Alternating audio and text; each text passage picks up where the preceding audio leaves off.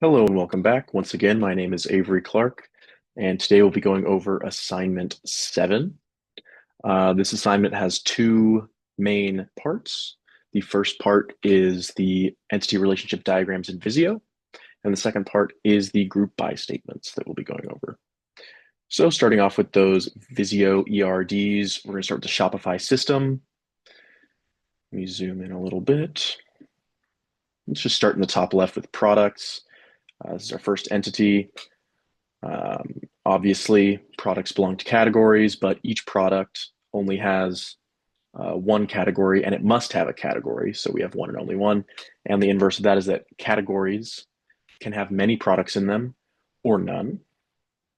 That's just the way our system's set up is you can create a category without necessarily having products in there. So it's not required. That's what that little zero means. And then products, the product can appear multiple times in the sales details table. It can be bought multiple times by multiple people, and maybe it's never purchased at all. That's not required. So that's the zero or many. And then the inverse of that is that each sales detail must have one product and can only have one product because these aren't sales. Sales can have multiple products. Sales details have one product.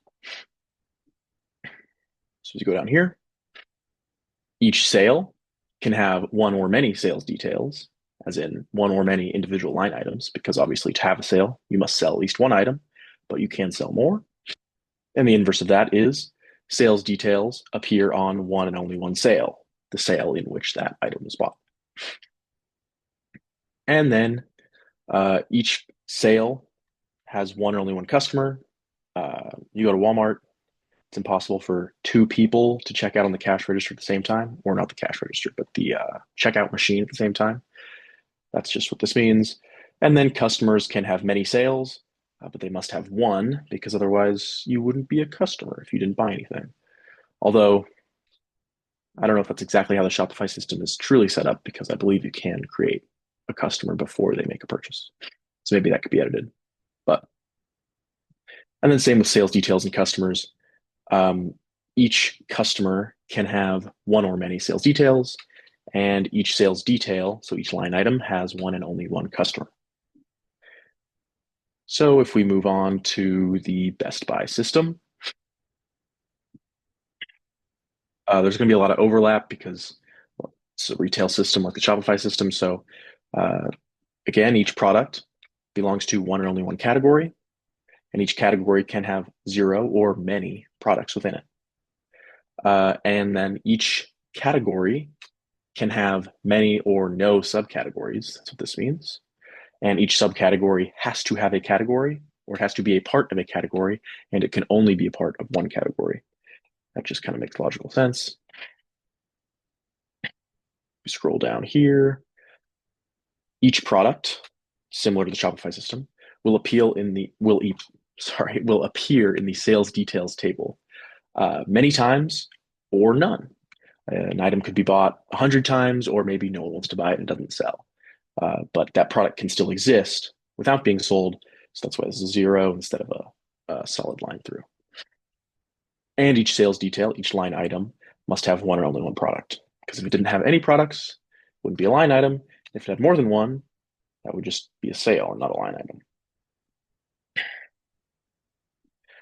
And then each sales detail, so each line item is bought by one and only one customer. And each customer, based on the fact that they are a customer, it means they have purchased. So they must have at least one line item under their name, but they can have many more than one. Each customer belongs to one and only one segment. Each segment can have many customers, or a segment could exist on its own without customers. So we could have a segment of the elderly, 65 plus, but none of them have bought anything, but we can still have that customer segment exist. And customers live in one and only one postal code, obviously, but each postal code can have multiple customers or none. Just kind of makes logical sense. And we move on to the Coog Hotel. So our first entity in the top left is guests. Each guest can have many reservations, but they must have at least one, similar to the Shopify and Best Buy systems. If you had no reservations, you would not be a guest. And each reservation has one and only one guest. Um, what this means is one and only one guest booking it. I guess technically they could have multiple guests in the sense that two people could be spending the night in one room, but that room is ultimately under one guest's name. And then each reservation has one and only one room type, and each room type can be in many reservations or none. Um, and then for the relationship between room types and rooms, each room must have a room type and can only be of one room type, whereas each room type can have many rooms of that room type, but it need not have any. So we could say that we have a deluxe suite or whatever uh, room type, but we just don't have any of those rooms. So it's allowed to exist without rooms. The rooms are not a prerequisite for making a new room type. And then each reservation must have one and only one room, and each room must have, oh, sorry, can be on multiple reservations, but need not be on any. So again, that just means if you're making a reservation and you want to book two separate rooms, that must be two separate reservations. That's what you can see with this um, cardinality down here. Then we've got services and reservation extra services, which is that bridge table. So each service can appear on many lines in the reservation extra services, but it need not appear at all. And each reservation extra services must have one and only one extra service. And then there's this connection between guests and reservation extra services where this means a guest can order many extra services, but obviously they don't have to order any. If you're staying at a hotel, you don't need to get the pool pass or whatever, but you can. And then each reservation extra service, simply based on the fact that it must be ordered by a guest, means that you have to have a guest order one, and only one guest per line item of extra services. Hopefully that made sense. And let's move on to the Pullman Airport system. Well, that was loud. I hope I did this correctly. Tried to, oh, it's all blurred out. Oh, whatever. It took me a very long time to try to figure this out on paper. So it may be wrong, but I think it's not. Um, so I think I've taken into account all of the different functionalities of this system, but remains to be seen. Um, so one of the relationships is between owners and planes. Owners own planes, and they can own many planes, but they must at least own one plane. And each plane is going to have one owner, but it must have an owner. It can't be owned by no one. And I know they said in the case that some of them were owned by the company itself. I'm just assuming you would put the company name as an owner, resolving that. And they also, one of the key elements of this business is that they offer storage. So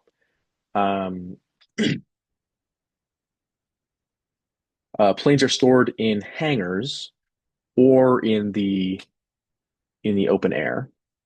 So bridge table storage details. Each plane does not need to have storage details because I guess you could have a plane that's not stored. Or you could store it many times in the sense that maybe you're storing it in one place and you move it to be stored in a different place later. Like you could change your mind, and that plane ID would appear multiple times, but that storage ID would have to also repeat. So, oh, sorry. I don't know if that's confusing, but each storage detail can only have one and only one plane. It's like a line item in that you're only storing one at a time. And then the storage type would be hangar, open air, etc. Um, so each storage detail has one or only one storage type. You can't be stored in the open air and also in a heated hangar. And each storage type is either can be in a bunch of storage details or not at all. There could be 10 planes in the hangar at one time or zero. And then I had a hangar ID to specify like which hangar, or I called it hangar ID, but it could be, like open air parking spot as well. I just call it hangar. And obviously, there is only, each hangar ID, so each spot only has one type. So the open air parking spot number 32 is only an open air, only in the open air storage type. I hope that makes sense. And then each storage type can have many or zero hangar IDs associated with it. So that's sort of one of the major functionalities of this system or this database. And then another relationship is that planes have rentals. So we have, each rental requires a plane, but only one plane. You can only rent if you want to rent multiple planes at one time. It's going to be multiple different line items in the rentals entity, and each plane can appear many or no times as a rental. As they said, some people just own the plane and fly out of there. Some people own the plane and store there. Some people rent their plane out, but it's not required. So that's why that's a zero instead of or a circle, I should say, instead of a line straight through. And so rentals have customers. Each rental is going to have one and only one customer. And customers, based on the fact that they are customers, must have at least rented once, but can rent more than once. And then the other thing that they said was that there was a log required, like a flight log or an airplane log, to track what happened during each of the rentals, like the plane conditions and such. So I added this airplane log. Each rental can have zero or many flight logs. I'm assuming that, if you rent it for a week, you could fly once and that would be its own flight log. Twice, that would be another flight log. Or potentially you make the rental and you never fly. And in that case, that's why this is a circle, because maybe you don't actually fly, even though you did make a rental. And then each flight log, even though there might be multiple, they would all correspond to one and only one rental. And then the last functionality of this database is the relationship around repairs. This one was pretty complicated, to be honest. So planes have models, models have certifications, mechanics have certifications, and mechanics make repairs.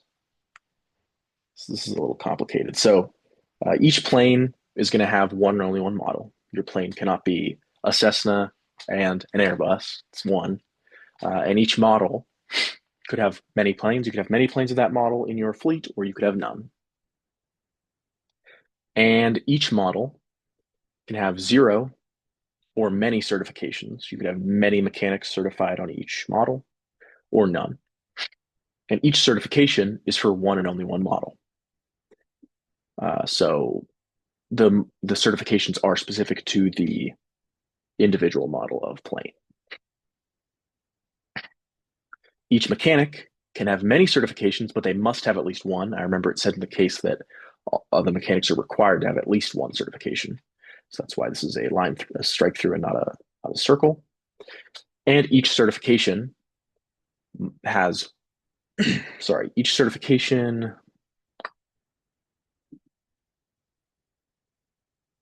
has one and only one mechanic.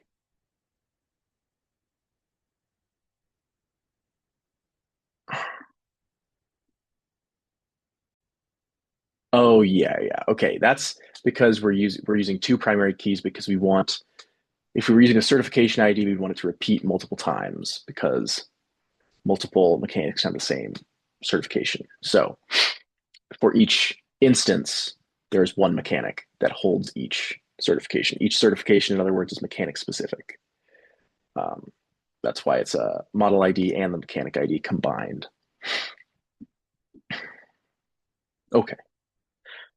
And then mechanics have repairs, or sorry, mechanics do repairs, but that was a many-to-many relationship because they said that multiple mechanics can work on each repair. Otherwise, you could just assign mechanics to repairs. But in this case, you need a bridge entity because many mechanics work on many repairs. So we make the creatively titled mechanic repairs. Um, so mechanics can be assigned to either zero or many of the mechanic repairs. And the mechanic repairs uh, have one and only one mechanic. And then we have that dual primary key to combine mechanics and repairs. So, sorry. It's hard going back through these after you've already done them all. So many in a row. So each mechanic repair is for one and only one repair, but each repair can have zero or many mechanic repairs. It's just a bridge entity that resolves the many-to-many between mechanics, which do repairs. And then for repairs, that connects up to the plane ID, because each repair is done for one and only one plane, but it must have a plane. There must be a plane to be repaired. And each plane can have many repairs or none. It doesn't need to be repaired, but it can be repaired multiple times. Hopefully, I explained that succinctly. All right, and what is left? My final project.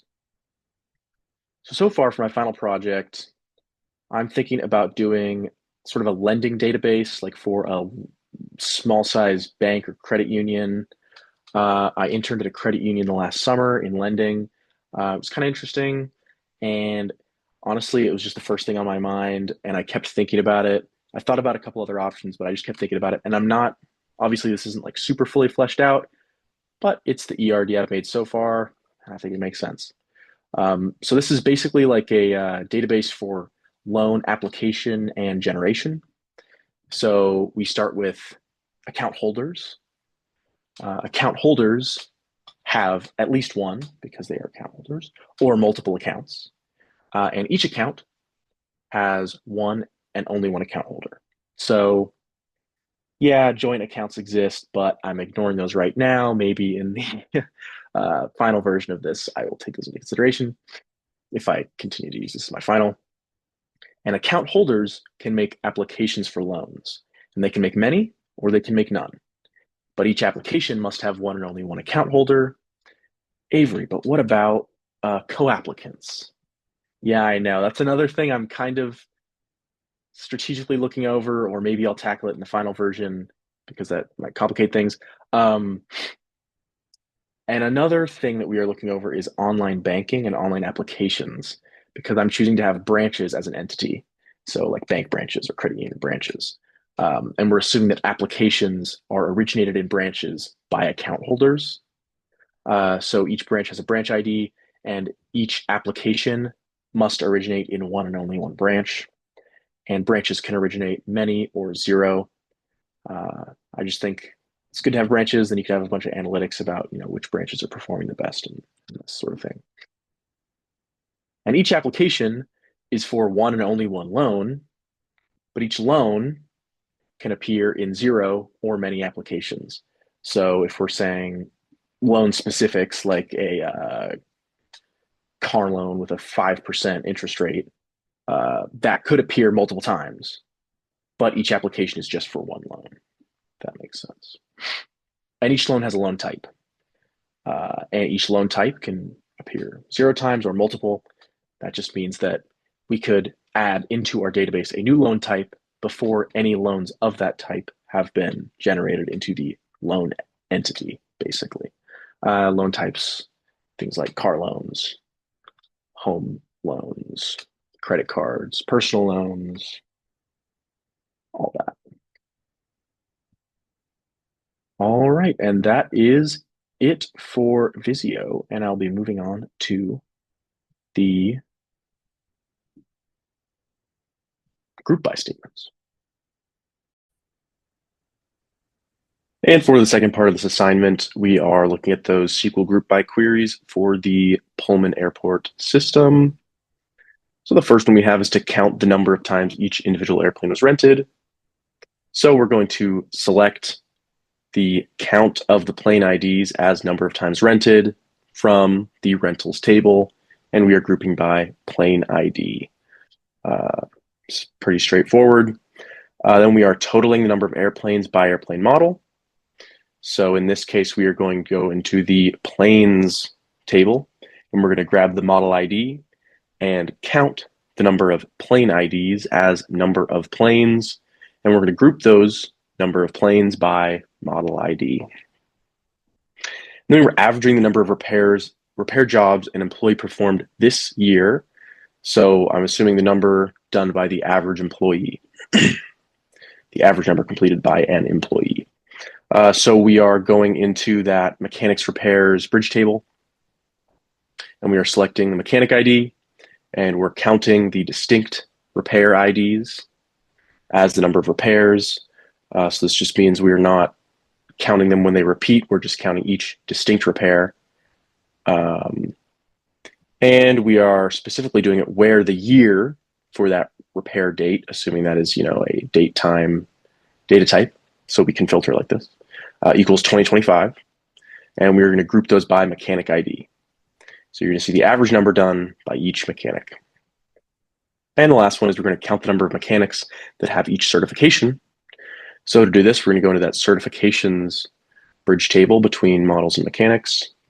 And we are going to grab model ID, and we're going to count the mechanic IDs as certified mechanics. So for each model ID, we're counting the number of mechanic IDs because we are grouping by model IDs. All right, hopefully those all make sense and are correct. Thanks so much for taking the time to watch this video. Have a great rest of your day.